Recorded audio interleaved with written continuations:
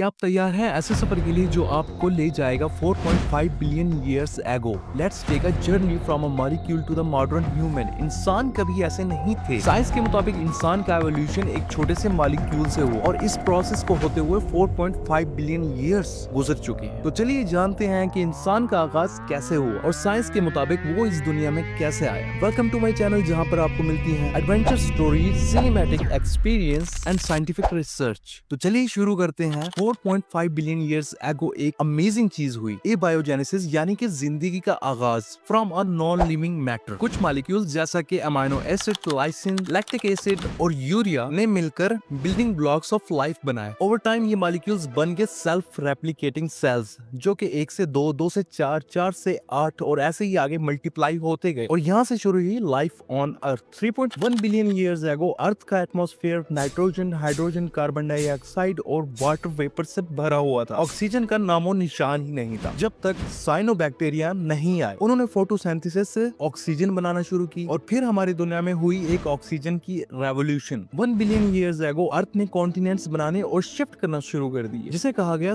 Creating super continents. 550 million years ago Cambrian explosion हुआ, जहां hundreds of different animals एकदम से एवोल्यूशन के स्टेज पर आए। यही वो वक्त था जब हर मेजर एनिमल स्ट्रक्चर इवॉल्व हुआ, इंक्लूडिंग ह्यूमंस। जरा रुकिए, अभी इंसान का आगाज नहीं हुआ, लेकिन इस प्रोसेस से इंसान का आगाज होना स्टार्ट हो गया। 66 मिलियन ईयर्स एगो दुनिया के राजा थे dinosaurs. Million of years in dinosaurs ने इस अर्थ पर राज किया, लेकिन उसके बाद एक एस्टेरॉयड ने अर्थ को हिट किया। It changed everything. Dinosaurs wiped out from this world. काफी सालों तक ये प्रोसेस चला और उनके बाकियात खत्म हुए और उसके बाद लिया मैमल्स ने जन्म। 40 million years ago mammals including हमारे एंसेस्टर्स, छोटी छोटी फ्यूरी क्रीचर्स, जंगलों में फ्रूट्स और इंसेक्ट्स खाकर सरवाइव करते थे। आहिस्ता आहिस्ता उनके ब्रेन्स डिवेलप होने लगे और छोटे मैमल्स आहिस्ता आहिस्ता बड़े मैमल्स में तब्दील होने लगे, जहाँ से मंकीज इवॉल्व हुए और कुछ मिलियन साल बाद एप्स आए। 8 to 9 मिलियन ईयर्स एगो हमारा एक कॉमन इंसेस्टर ह्यूमन, जो कि चिंपैंजीज और ह्यूमन में स्प्लिट हुआ, लेकिन ये एक क्लीन ब्रेक नहीं था। दोनों स्पीशीज ने कई साल एक दूसरे से मेट किया और अपने जीन्स का एक्सचेंज किया, जिसकी वजह से दो स्पीशीज ह्यूमंस और चिंपैंजीज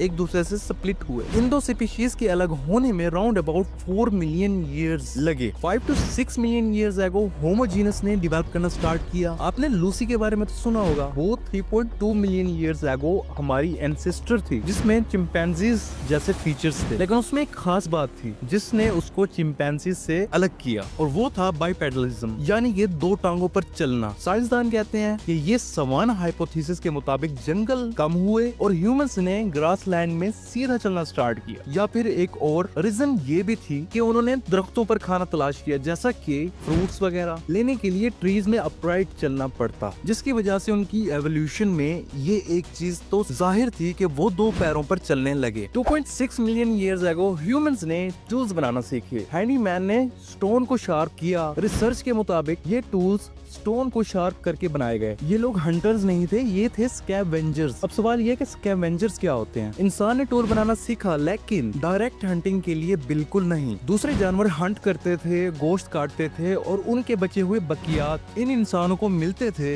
जिनको वो तराशे गए स्टोन्स से काटते थे और उनको अपने खाने के लिए इस्तेमाल करते थे। इसका मतलब ये हुआ कि ये स्पीशीज खुद शिकार नहीं करती थी, लेकिन दूसरे जानवरों के शिकार के बचे हुए बाकियात अपने खाने के तौर पर इस्तेमाल करती थी, इसलिए इनको स्कैवेंजर्स का नाम दिया गया। 800,000 ईयर्स एगो ह्यूमंस ने सबसे वैल्यूएबल चीज सीखी और वो थी डिस्कवरी ऑफ फायर। फायर ने लाइफ चेंज कर दी। साफ जाहिर है अर्थ का एटमॉस्फेयर सेम नहीं रहता था, कभी सर्दी होती थी तो कभी गर्मी, तो इसलिए सर्दी से बचने के लिए वार्म रहना पड़ता था। इसके अलावा प्रेडेटर्स से भी बचना पड़ता था और इन्होंने गोश्त को भी कुक करना सीख लिया। फूड को कुक करके खाने के बाद ह्यूमन ऑर्गन्स को काफी फायदा हुआ डेवलप होने में, जैसा कि ब्रेन की ग्रोथ बेहतर हो गई, लेकिन सॉफ्टवेयर फूड से जॉ मसल्स कमजोर होने लगे, जिसकी वजह से हमारे क्रूड टीथ कॉमन है। 400,000 ईयर्स एगो ह्यूमन ने शेल्टर बनाना स्टार्ट किया। तब ह्यूमंस केव में रहते थे और उनको लगा केव एक रहने की अच्छी जगह नहीं है, इसलिए उन्होंने शेल्टर बनाना स्टार्ट किया। फ्रांस में 400,000 ईयर्स एगो पुरानी बिल्डिंग का भी एविडेंस मिल चुका है, जिससे ये साबित होता है कि इंसान पहले केव में रहते थे, उसके बाद उन्होंने शेल्टर बनाना स्टार्ट किए एक घर की शक्ल में। Homo heidelbergensis extinct human species ने होमो सेपियंस, डेनिसोवैंस और निएंडरथाल्स का रास्ता बनाया। 300,000 ईयर्स एगो अफ्रीका में होमो सेपियंस का आगाज हुआ। 300,000 एंड 150,000 ईयर्स के दौरान होमो सेपियंस ने मॉडर्न ह्यूमन का शेप लेना स्टार्ट किया। 200,000 ईयर्स एगो हमारी एक फीमेल एंसेस्टर जिसे माइटोकॉन्ड्रियल ईव का नाम दिया गया वो पैदा हुई। साइंटिफिक थ्योरी के मुताबिक हमारी एंसेस्टर माइटोकॉन्ड्रियल ईव में हर ह्यूमन का डीएनए ट्रेस होता है। लाइफ बहुत मुश्किल थी, diseases, predator and fight survival हर वक्त होता था। ह्यूमन पॉपुलेशन 1 मिलियन से भी कम थी। 7,400,000 ईयर्स एगो सुपर वोल्केनो फटने के बाद 600 से 10,000 एडल्ट सर्वाइव कर सके। ये बोटलनेक ह्यूमंस के फ्यूचर्स का डिसीजन था। 600,000 ईयर्स एगो माइग्रेशन स्टार्ट हुई। सबसे पहले एशिया, फिर 45,000 years ago Indonesia, Papua, new Guinea and Australia. Asian humans ने डेनिसोवैन से मेटिंग की। आज के कुछ एशियन पॉपुलेशंस में उनका डीएनए 6% तक मौजूद है। 400,000 ईयर्स एगो ह्यूमन यूरोप आए। टर्की से मेडिटेरियन कोस्ट की निएंडरलैंड्स से मेटिंग हुई। स्किन्स, हेयर ग्रोथ से रिलेटेड जीन्स लिए गए और ह्यूमन थोड़ा और इवोल्व हो गया। 15,000 ईयर्स एगो ह्यूमन ने नॉर्थ अमेरिका में माइग्रेशन की और उसके कुछ सालों बाद यानी कि 12,000 ईयर्स एगो फार्मिंग का आगाज हुआ, जिसमें लेंटिल्स, बार्ले, राइस उगाए गए। एग्रीकल्चर का आगाज हुआ और एग्रीकल्चर ने पॉपुलेशन एक्सप्लोजन का रास्ता बनाया।